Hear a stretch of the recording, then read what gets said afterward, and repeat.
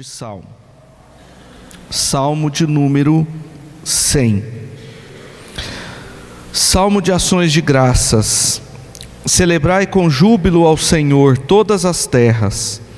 Servi ao Senhor com alegria, apresentai-vos diante dele com cântico. Sabei que o Senhor é Deus, foi Ele quem nos fez, e dele somos. Somos o seu povo e rebanho do seu pastoreio. Entrai por suas portas com ações de graças, e nos seus átrios com hinos de louvor. Rendei-lhe graças e bendizei-lhe o nome, porque o Senhor é bom, a sua misericórdia dura para sempre, e de geração em geração a sua fidelidade. Vamos orar mais uma vez, queridos? Pai querido, muito obrigado pela oportunidade de estar na tua casa, te louvando, lendo a tua palavra e podendo aprender com a tua palavra. Pedimos nesta noite que o teu Santo Espírito fale profundamente ao nosso coração, para que esses momentos que nós já estamos passando diante de ti, sejam momentos alegres, de júbilo, de satisfação, diante de tudo que o Senhor tem feito na nossa vida e na vida do seu povo. Ilumine, ó Pai, a nossa mente, o nosso coração, para nós compreendermos a tua palavra nessa noite. Usa-me, ó Deus, como instrumento em tuas mãos. É a oração que fazemos no nome de Jesus. Irmãos, nessa noite nós estamos celebrando o chamado Dia de Graças, ou Dia de Ações de Graças. É importante nós compreendermos que o Dia de Ação de Graças surgiu nos Estados Unidos por meio de peregrinos, os colonizadores que chegaram naquele local para construir as suas casas e fazer a sua vida. Conta a história que no ano que eles chegaram, eles fundaram 13 colônias. Mas naquele ano, a plantação não foi muito boa. A colheita não foi muito boa.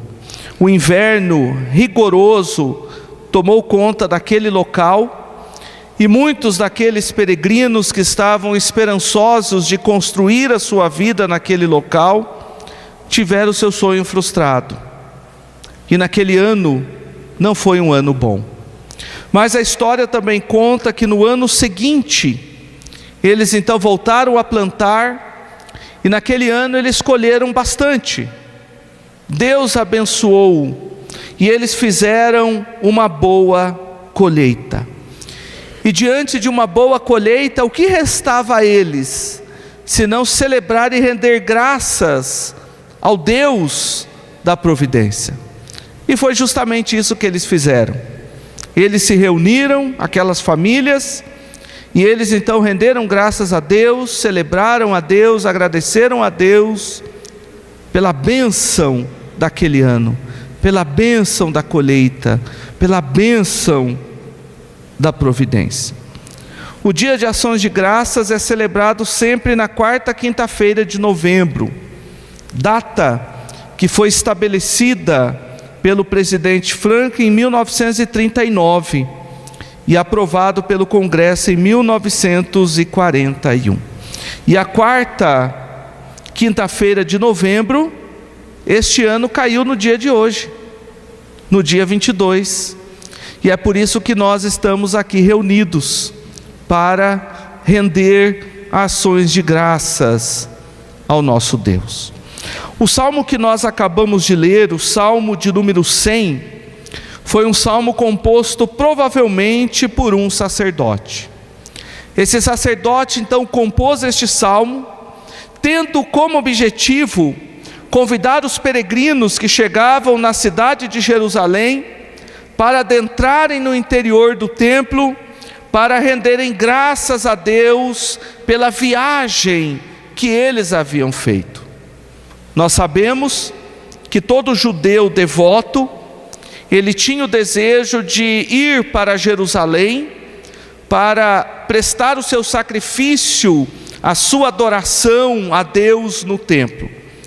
Aqueles judeus que tinham boas condições financeiras, eles iam todo ano. Aqueles que não tinham boas condições financeiras, eles guardavam, faziam as suas economias, para que pelo menos no final das suas vidas, eles pudessem ir em peregrinação para a cidade de Jerusalém, para ali oferecer o seu sacrifício, a sua adoração e render graças a Deus. E o sacerdote então, quando recebia esses peregrinos estes que tinham feito uma viagem difícil, porque não era fácil viajar no deserto, com o sol escaldante durante o dia e com muito frio durante a noite, tendo que enfrentar o que a Bíblia chama de bestas feras do deserto, animais, enfrentar salteadores. Então, quando eles chegavam em Jerusalém, eles chegavam alegres, porque conseguiram chegar na cidade santa, porque Deus os havia abençoado, porque Deus havia dado condições para eles chegarem naquele local.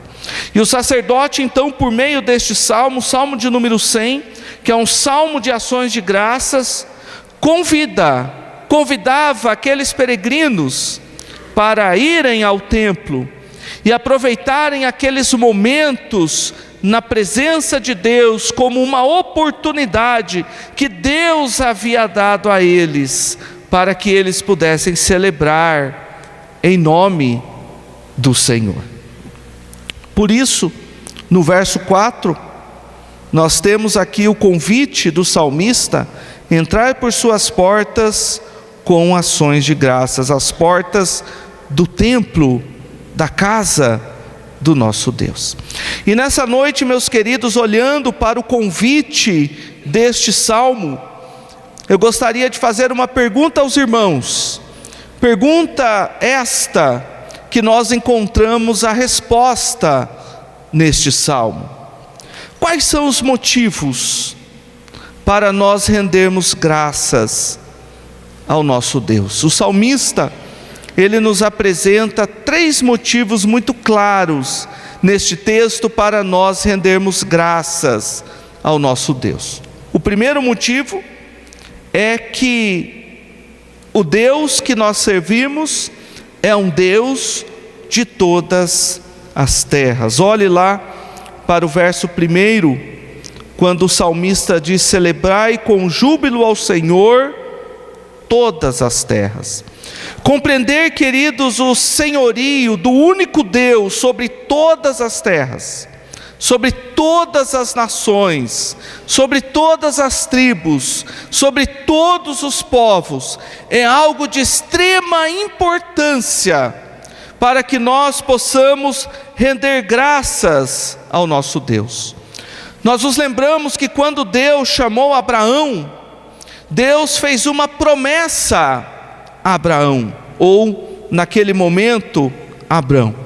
E a promessa era de que ele faria de Abraão uma grande nação, abençoaria Abraão, engrandeceria o seu nome, e que todas as famílias da terra seriam abençoadas por meio da bênção que Deus estava comunicando a Abraão.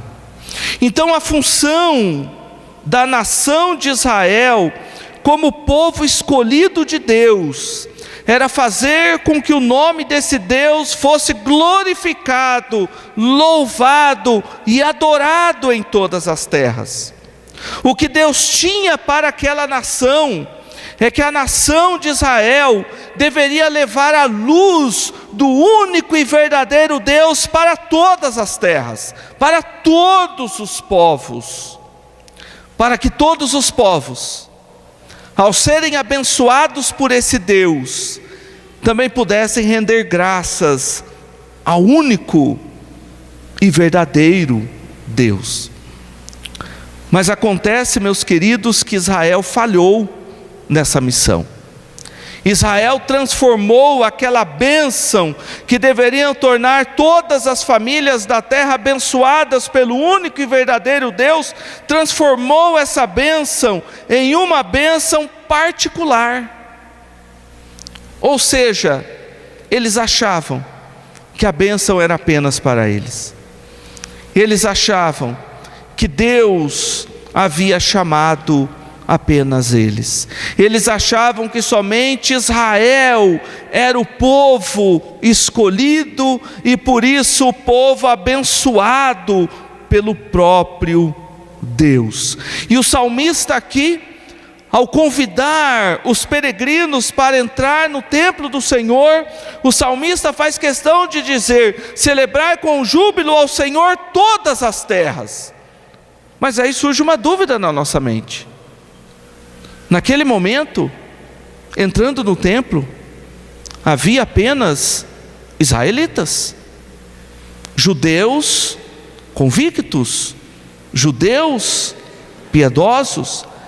Mas esse salmista, ele faz questão de relembrar de uma forma escatológica a bênção que Deus tinha para todas as nações. E como aqueles servos do Senhor deveriam render graças a Deus por meio do serviço e por meio da alegria, do júbilo. Ao lermos o verso 1 e o verso 2, nós percebemos muito claro a ideia de júbilo e a ideia de serviço. A palavra no hebraico aqui, queridos, para júbilo, significa gritar. Nós, como presbiterianos, não entendemos muito bem essa ideia de gritar. Mas não apenas um grito qualquer, não, mas um grito de festejo. O que o salmista está dizendo para o povo é: festejem com alegria ao único e verdadeiro Deus. Naquele momento o povo estava reunido, e como um povo reunido, eles deveriam emitir um grito alto e alegre, para que todas as terras pudessem ouvir aquela celebração. A palavra cântico, quando o texto diz apresentar-vos diante dele com cântico, o cântico aqui tem o mesmo sentido de júbilo, só que um pouco mais profundo, porque o cântico tem a ver com um grito retumbante, um grito que provoca um som bem alto, onde todos seriam capazes de ouvir. Então o que o salmista está falando, meus queridos, é que o povo de Deus é um povo alegre. O povo de Deus é um povo que gosta de cantar alto. O povo de Deus é um povo que gosta de celebrar com júbilo bem alto, mostrando para todos os povos que existe um único e verdadeiro Deus.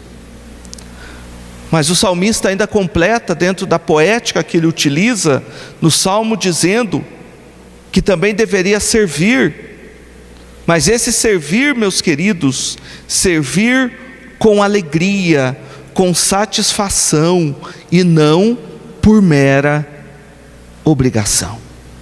Aqueles peregrinos haviam viajado uma viagem longa, enfrentado todos os tipos de perigos.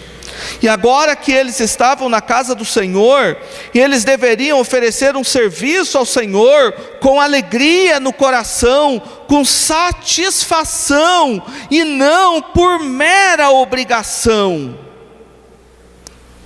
E não apenas pela exigência de Deus, mas também por Deus exigir, mas oferecer um serviço ao Senhor com satisfação, com prazer. Isso nos lembra, meus queridos, o servo da orelha furada, lá de Êxodo, capítulo 21, o verso 1 e o verso 5. Nós nos lembramos que um servo um escravo, e aqui a palavra servo, servir, também significa fazer a vontade do seu Senhor.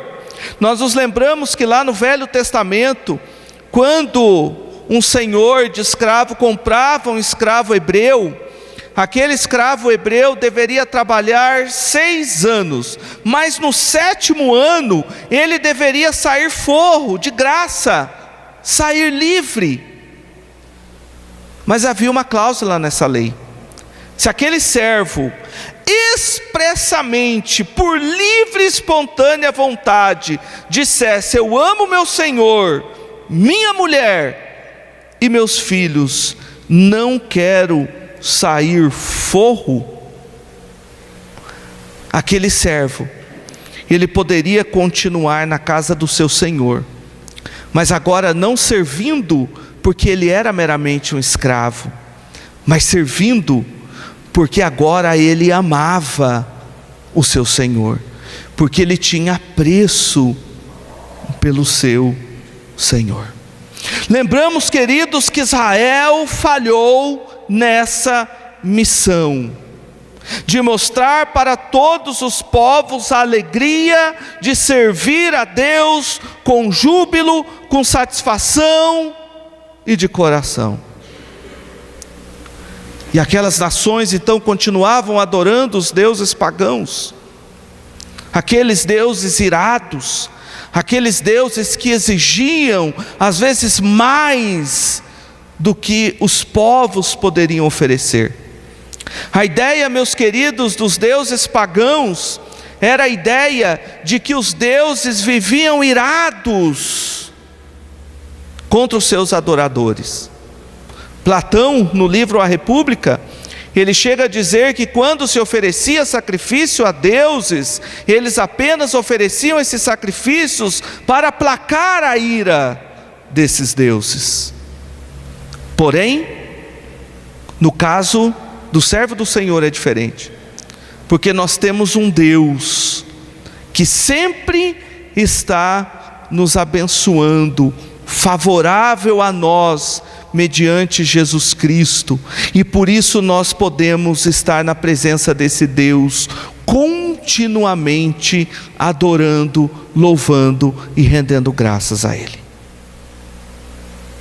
Israel falhou na sua missão, mas a igreja, que hoje é o Israel de Deus, não falhou, não tem falhado e não falhará. Quando nós lemos em Atos capítulo 1, verso 8, nós percebemos a mensagem de Jesus dizendo: mas recebereis poder ao descer sobre vós o Espírito Santo, e sereis minhas testemunhas tanto em Jerusalém, como em toda a Judéia e Samaria, e até os confins da onde?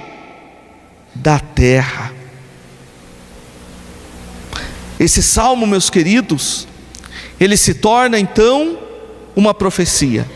Quando nós falamos que o verso 21 tem um aspecto escatológico, celebrai com júbilo ao Senhor todas as terras, nós devemos olhar por esse prisma, olhar para a igreja de Cristo, que recebeu o poder, que recebeu a capacitação da parte de Deus, e que agora não falhará na sua missão, porque a missão dela é apenas continuar a obra que Cristo começou, e que ela foi capacitada para esta obra. Então nós chegamos em Apocalipse capítulo 7, verso 9, e nós então percebemos João, o apóstolo João relatando: depois destas coisas vi, e eis grande multidão que ninguém podia numerar, de todas as nações, tribos, povos e línguas, em pé diante do trono e do Cordeiro, vestidos de vestiduras brancas, com palmas nas mãos, e clamavam em grande voz, dizendo: ao nosso Deus que se assenta no trono, e ao Cordeiro pertence a salvação. O salmista, meus queridos, que nós não sabemos o autor, naquele momento, ele não tinha ideia de que o Espírito Santo de Deus estava inspirando para que as palavras dele se tornassem uma profecia. Profecia que lá em Apocalipse capítulo 7, verso 9, nós podemos ver se concretizando. Porque João viu, eu, você, aquele salmista, todos os crentes do Velho Testamento que viveram aguardando a promessa de Cristo, e todos nós crentes do Novo Testamento, que agora vivemos por meio da promessa concretizada. Por isso eu e você, meus queridos, hoje somos os responsáveis a conclamar todas as nações, todas as tribos, todos os povos, todas as línguas, para celebrar ao único e verdadeiro Deus. Agora essa celebração, meus queridos, é com serviço, com júbilo, com alegria. Entra um visitante na igreja e me vê cantando com uma fisionomia emburrada, carrancuda, e dizendo que Jesus é a minha alegria, mas aí você olha para a fisionomia daquele irmão e você percebe que a alegria da onde? Porque o que nós temos no nosso coração torna o nosso rosto bonito, alegre, feliz. Se nós temos a satisfação de render graças a esse Deus, então nós somos um povo feliz, um povo que canta, um povo alegre, um povo que se reúne para celebrar ao Senhor, em serviço ao Senhor, com júbilo, com alegria, e não como um peso, como uma mera obrigação. Pelo contrário, queridos, com muita satisfação no coração, porque entendeu que a igreja deve levar o nome de Cristo, a alegria de Cristo, para que todas as nações celebrem o nome do único e verdadeiro Deus. Então este salmo, meus queridos, nos apresenta o primeiro motivo para nós rendermos graças ao nosso Deus, é que Ele é Senhor de todas as terras. O Salmo 100 também nos apresenta o segundo motivo, pelo qual nós devemos render graças a Deus, é porque Ele é Criador e mantenedor. Olhe para o verso 3, juntamente comigo. Sabei que o Senhor é Deus, foi Ele quem nos fez e dele somos. Somos o seu povo e rebanho do seu pastoreio. O salmista continua a sua argumentação, apresentando os motivos para se render graças a Deus, fazendo duas afirmações que devem ser muito claras para nós como cristãos: que Deus, Ele é o Criador, e que Deus é o mantenedor. Quando ele usa a palavra sabei, que transmite a ideia de compreender com profundidade, e não apenas compreender com profundidade, mas compreender por meio da experiência, e ao se compreender por meio da experiência, nos leva a ser submissos a esse Deus, porque o Senhor, Ele é Deus. Então nós temos aqui o salmista apresentando de duas formas a divindade e o senhorio do nosso Deus.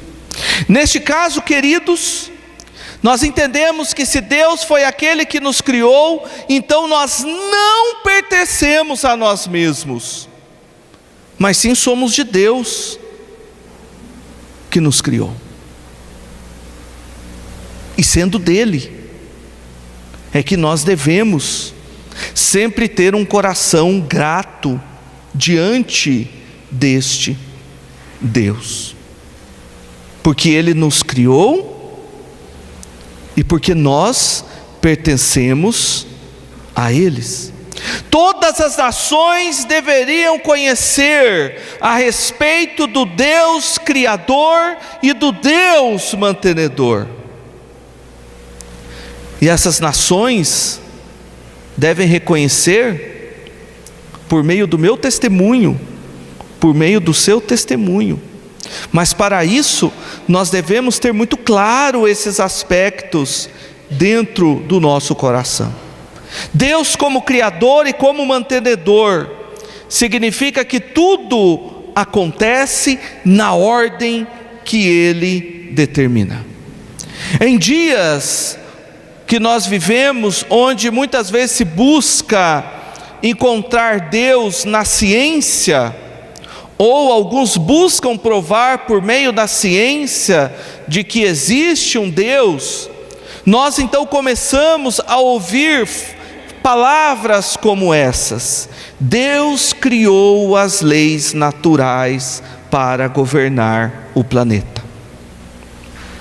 Só que quando nós afirmamos que Deus criou leis naturais para governar o planeta, e em um certo sentido isso é real, porém no outro sentido isso é errado, surgem então teologias como o openteísmo, como o teísmo aberto, que afirma que Deus criou todas as coisas, que Deus criou as leis naturais para reger todas as coisas e deixou para que essas leis naturais governassem aquilo que Ele criou. Então Ele não tem mais uma influência diante da sua criação, perante a sua criação, ou na sua criação. E isso se torna um perigo para nós, porque embora, meus queridos, pareça muito bonito, isso não é verdade. Aquilo que a ciência chama de leis naturais, nós como crentes chamamos de providência de Deus. E vocês se lembram que após Deus destruir a terra por meio do dilúvio, Ele então faz uma promessa, dizendo que Ele não mais destruiria a terra, principalmente por meio do dilúvio, porque o intento do coração do ser humano é ruim, o ser humano é pecador. E Ele então faz uma promessa, quando Ele diz em Gênesis 8:22: enquanto durar a terra, não deixará de haver sementeira e ceifa, frio e calor, verão e inverno, dia e noite. E Jeremias, no capítulo 14, verso 21, ele fala algo fantástico, pois ele diz: acaso haverá entre os ídolos dos gentios algum que faça chover? Ou podem os céus de si mesmos dar chuvas? Não és tu somente, ó Senhor, nosso Deus, o que fazes isto? Portanto, em ti esperamos, pois tu fazes todas estas coisas. Meus queridos, não são as leis naturais que dão a chuva, que fazem com que a terra produza, que nos abençoa com alimento, não, meus queridos, mas é a providência de Deus, Deus governando sobre a sua criação, por meio da sua palavra. Os céus não podem dar chuvas por si mesmos, se Deus não estiver determinando que os céus deem chuvas. A terra não pode produzir por si mesma, se Deus ali não estiver determinando que a terra produza. É Deus no governo de tudo, como o Criador e como mantenedor. Porque se você olhar para o verso 3, mais uma vez, o salmista continua dizendo: somos o seu povo e rebanho do seu pastoreio. O salmista então tira Deus de uma ênfase, vamos dizer, segundo a graça comum, o Criador e o mantenedor de todas as coisas, e agora passa para algo pessoal, porque ele diz que nós somos o seu povo e rebanho do seu pastoreio. Então nós temos aqui uma criação, Deus como criador e mantenedor, mas ao mesmo tempo nós também temos uma recriação. Deus agora nos recriando como seu povo, nos tornando seu povo, nos tornando seu rebanho, como ovelhas do seu pastoreio. E essa é uma linguagem comum, porque no Salmo 97, verso 7, o salmista já diz: Ele é o nosso Deus, e nós povo do seu pasto, e ovelhas de sua mão. Nós fomos criados fisicamente por Deus, pecamos, erramos no jardim do Éden, e agora nós somos recriados espiritualmente por esse Deus, porque o apóstolo João diz: mas a todos quanto receberam, deu-lhes o poder de serem feitos filhos de Deus, não da vontade da carne, nem da vontade do homem, mas de Deus. Agora, meus queridos, eu e você não somos apenas criaturas de Deus, que recebem a graça comum de Deus, a bênção para todos, mas nós agora somos frutos da graça especial de Deus, porque nós nos tornamos seu povo e suas ovelhas. Então nós recebemos a bênção especial de Deus para a nossa vida. E a maior dessas bênçãos especiais, ó Deus, é a salvação, é o fato de que agora nós somos filhos de Deus. Às vezes é difícil falar isso, irmãos, mas aquele que não tem Cristo, ele não é filho de Deus, ele é apenas criatura de Deus. Mas para se tornar filho de Deus, é necessário crer em Jesus Cristo, porque é Ele que nos torna filhos de Deus, segundo o mérito dEle. E como parte dessa bênção especial, porque nós somos ovelhas de Deus, ovelhas do seu aprisco, temos Jesus como nosso pastor. Então nós temos todas essas bênçãos que eu e você temos recebido como cristãos, como crentes, e por isso nós podemos render graças a esse Deus que nos criou, que nos mantém, que depois nos salvou, nos recriando espiritualmente, e que agora cuida de nós como suas ovelhas, provendo a nós tudo aquilo que nós temos necessidade para todos os aspectos da nossa vida. É diante deste Deus que nós rendemos graças a Ele. Por isso, queridos, o salmista nos apresentou que devemos render graças a Deus porque Ele é o Senhor de todas as terras. Devemos render graças a Deus porque Ele é o Deus criador e o Deus mantenedor. Mas também, em último lugar, devemos render graças a Deus porque Ele é misericordioso e fiel.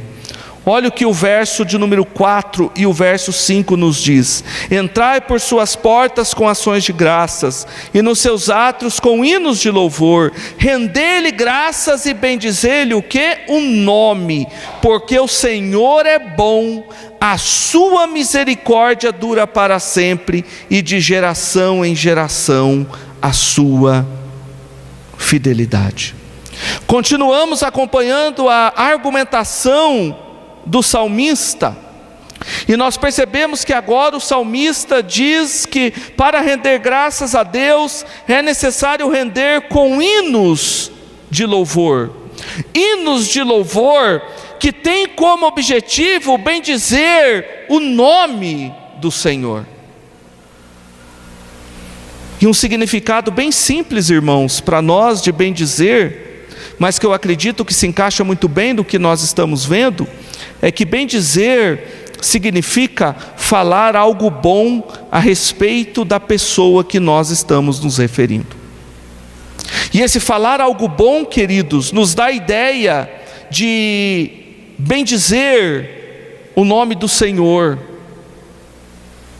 falando e rendendo graças por meio dos seus atributos. E quais são os atributos que o salmista está apresentando, dizendo que Deus é bom, que Deus é misericordioso e que Deus é fiel?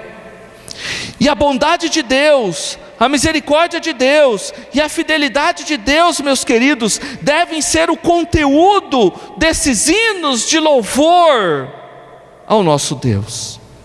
Nós não cantamos, irmãos, hinos que expressem os nossos atributos, quem nós somos, mas nós cantamos hinos de louvor, cânticos de louvor que expressem quem Deus é e o que Deus fez e continua fazendo em nossas vidas. É por isso que nós devemos tomar muito cuidado com o que nós cantamos, porque no momento em que nós estamos cantando, nós estamos ensinando o povo de Deus. No momento em que nós estamos cantando, nós estamos evangelizando aqueles que ainda não se tornaram filhos de Deus. E é por isso que nós nos preocupamos tanto com o conteúdo, com a letra do que nós cantamos.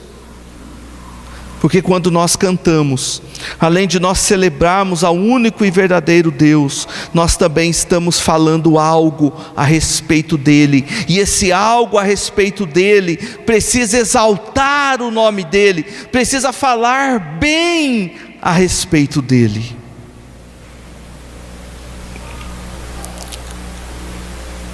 Às vezes nós cantamos cânticos que expressam mais as nossas ações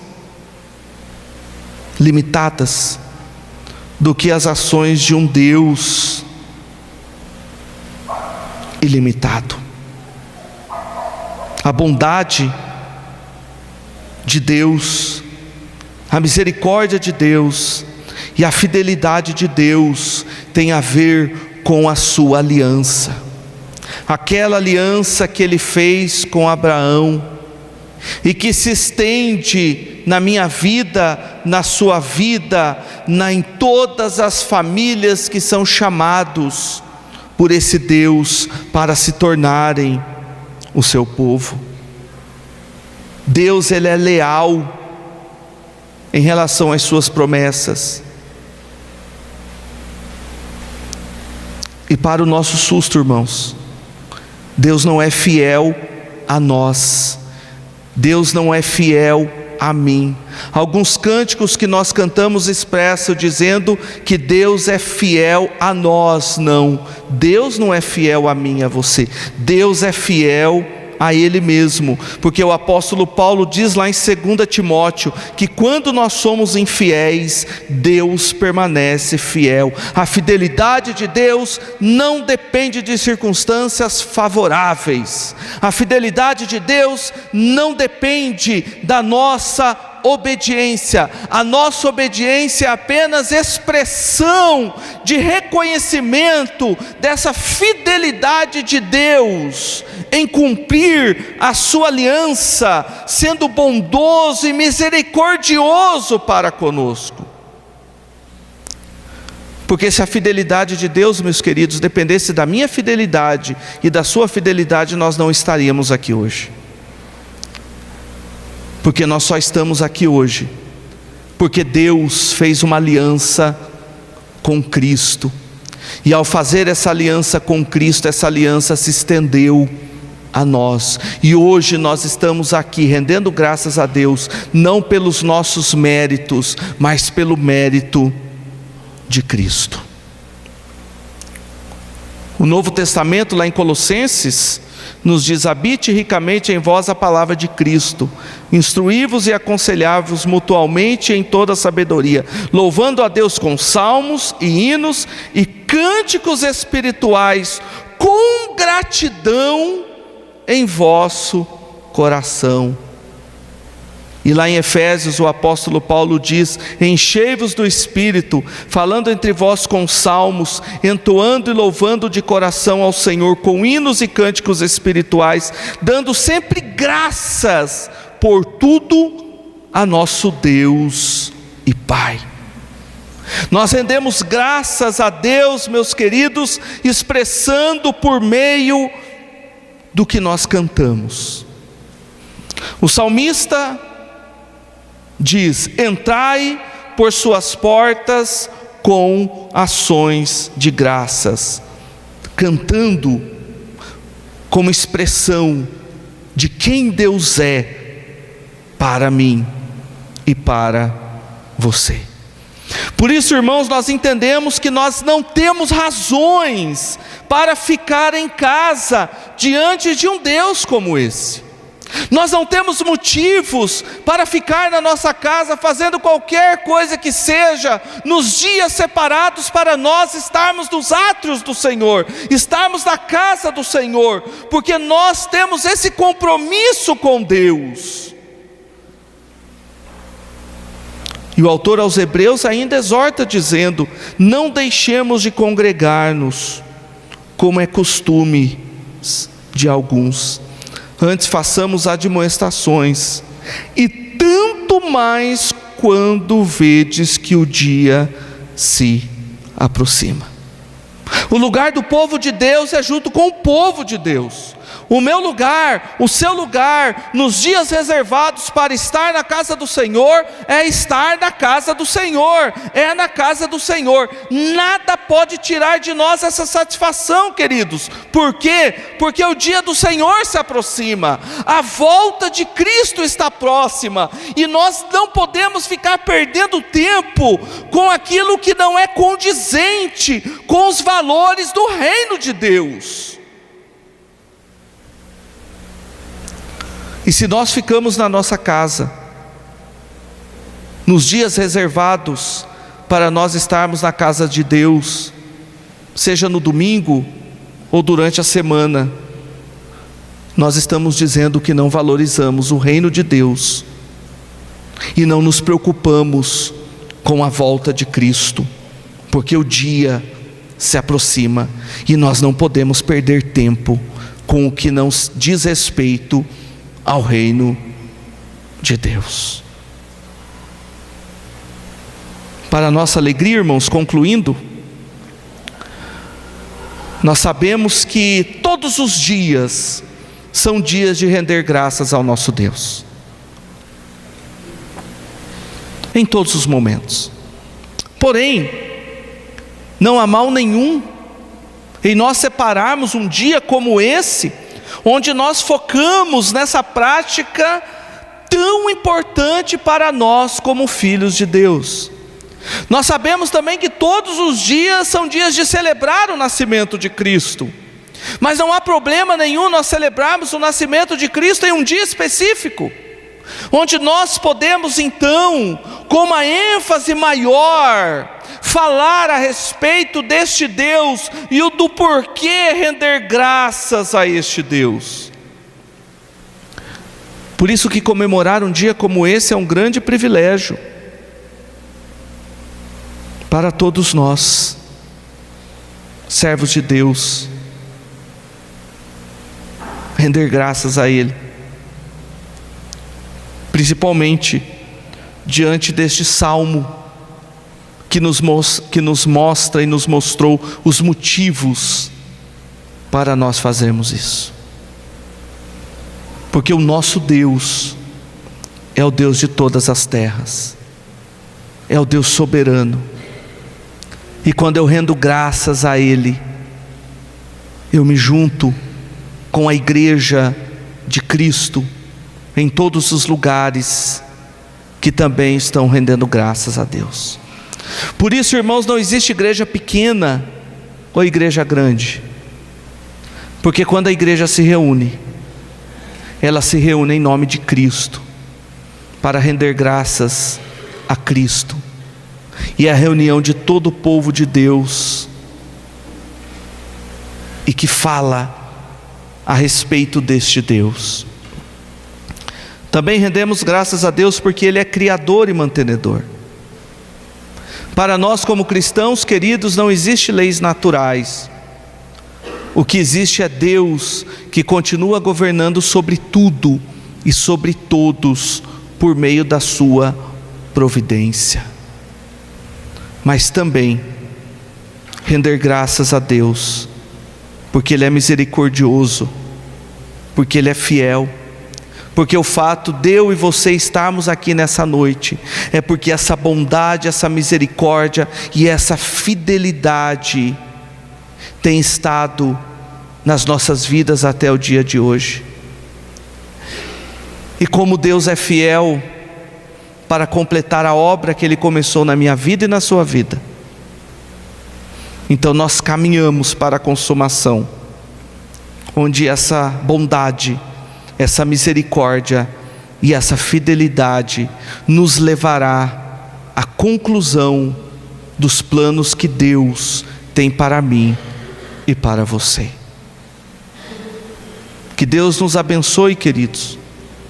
E o meu desejo nessa noite é que ao voltarmos para a nossa casa, nós voltemos com uma mentalidade transformada, com um coração alegre, feliz, porque nós temos um Deus como esse, com as nossas vontades transformadas, onde o nosso prazer começa a ser o prazer naquilo que agrada a Deus, porque a alegria do cristão é verdadeira, porque é uma alegria que se alegra naquilo que alegra o nosso Deus.